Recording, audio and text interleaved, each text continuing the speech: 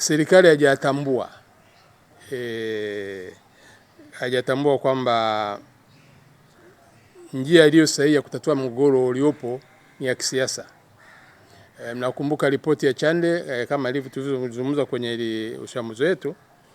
Chande alisema kwamba kimsingi tatizo kubwa lilikuwa la vijana wasiokuwa na kazi, wasio na msimamo, walipewa 10,000 mpaka 50,000 wakaenda kuandamana. Kwa hiyo na baada ya pale tumeona kwamba mwitikio wa serikali ni kuunda tume nyingine kuchunguza uhalifu.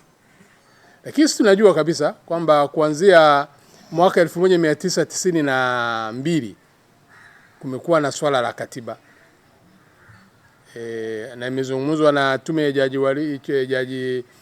jaji mkuu Nyalali, kazungumzwa mwaka 98, hiyo ni miaka 7 baadaye, na tume ya jaji Kisanga miaka 7 baadaye ikajadiliwa tena na tume ya Warioba mwaka 2014 juu ya swala la katiba. Sasa unaweza ukaahirisha tatizo la kisiasa likaendelea kutengeneza tatizo jingine. Kwa hiyo tunachokiona hawa viongozi waliokuwa wakati ule, wakati wa Mwinyi, wakaja wakati wa Mkapa, wakaja wakati wa Kikwete, wakaja wakati wa Magufuli, sasa hivi kuna viongozi wakati wa Samia.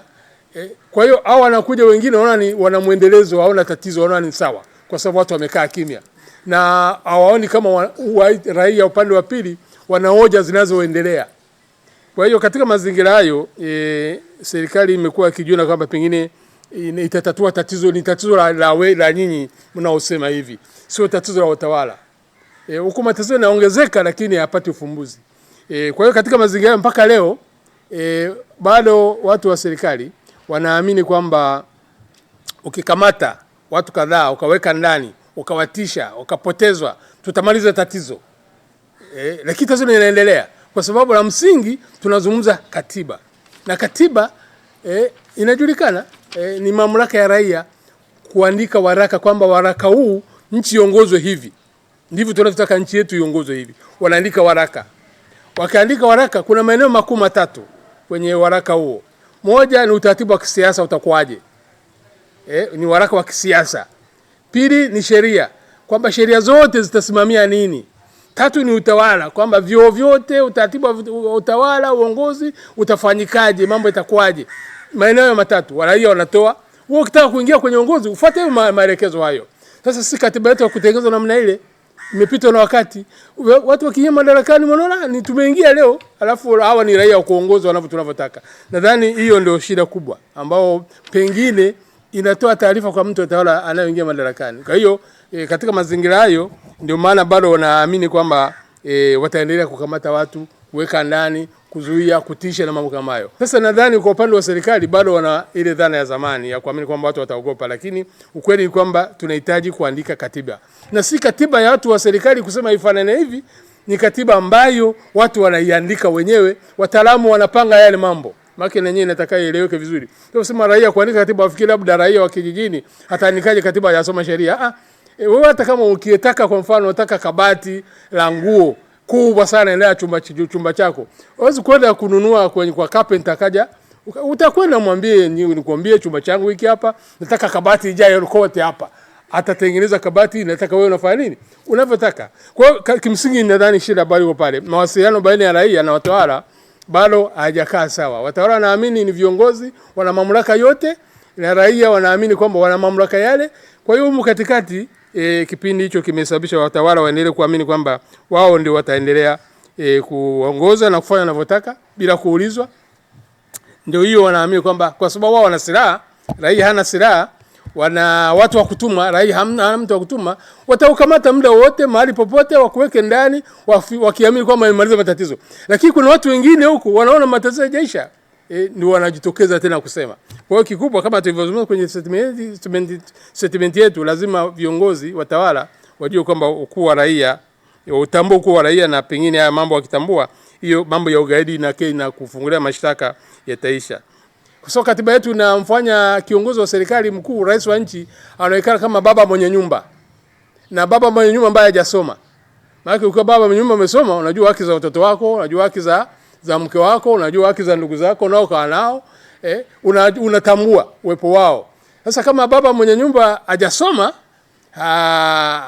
pengine sio kusoma tu, hajastaarabika, pengine bado ana akili za ambazo mazoea ya utamaduni wa pole kidogo, anaweza akaamua anavyotaka. Nadhani shida yetu ni katiba yetu inatuelekeza hivyo. Swala la Zanzibar, ndio nalizungumza, nadhani wengine mtaongeza pale. Ukweli ni kwamba muungano mpaka leo tunavyozungumza, kwa sababu swala la muungano liko kwenye katiba. Ni swala la katiba. Ukitatua swala la katiba, swala la muungano litashughulikiwa. Hoja ziko 3. Hoja ya kwanza, tuwe na serikali moja. Sijui kama inakubalika au la, lakini ipo hiyo hoja. Wakati wa Nyerere ilikuwa ni hoja kubwa. Alipofariki Nyerere hiyo hoja ikaisha. Ikaja serikali mbili zinaendelea ambazo zilikuwa tangu mwanzo. Waliolisi utawala wa Nyerere na wakaendelea, ambao utawala Chama cha Mapinduzi, wanaona urahisi wao kuendeleza serikali mbili kwa sababu ni kitu walichokizoea. Ni rahisi kutoka hapa ukapiga simu Zanzibar ukadhibiti, kama alivyofanya Nyerere wakati ule mwaka 1984. Alikwenda Dodoma pale akamuondoa jumbe madarakani na mambo yakaendelea bila shida yoyote.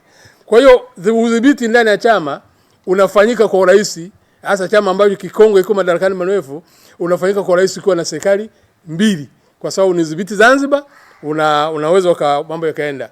Lakini kuna wanaosema katika mazingira ya sasa hivi tuwe na serikali 3. Tuwe na serikali ya muungano, tuwe serikali ya Tanganyika na serikali ya Zanzibar. Na hayo mawazo ni ya baadaye sana, lakini kwa neno la Kiingereza ndio contemporary.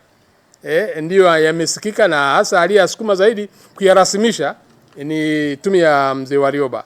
Kwa hiyo katika mazingira haya lazima tukubaliane, hii ni Jamhuri ya Muungano. Tunahitaji serikali moja. Zanzibar una hoja kwa nini sio serikali moja? Hii ni Jamhuri ya Muungano. Tunahitaji serikali mbili endelee. Je, ikiondoka Chama cha Mapinduzi serikali madarakani, serikali mbili utaweza chama kingine kuzimudu zikafanya kazi vizuri?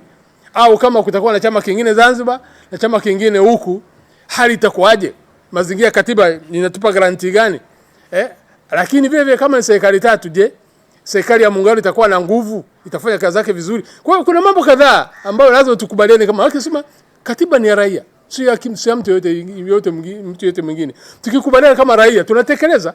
Kwa hiyo swala la muungano yanayotokea kwenye muungano bado ni tatizo la katiba ambao vile hatuwezi kuliondoa. Kwa vinginevyo masuala mengine ambayo yamebaki na wachie wenzangu nadhani wataweza kujibu. Kuna swala hayo yaliyobaki na nadhani mmekuwa mmeandika. Asante sana, nashukuru kwa kunipa nafasi ya kusikiliza. Asante sana. Naomba tu niseme tu kwenye muungano kidogo tunasema, lakini pia swala ni kwamba ni muungano wa serikali ama ni people's muungano?